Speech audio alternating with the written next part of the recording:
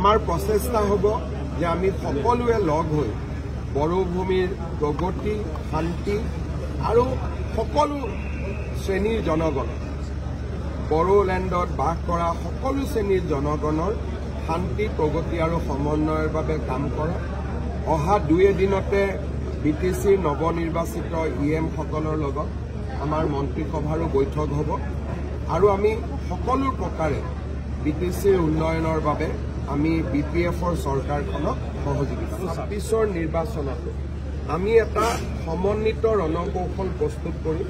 কাৰণ সকলোৱে প্ৰধানমন্ত্ৰী নৰেন্দ্ৰ মোদীৰ নেতৃত্বত এখন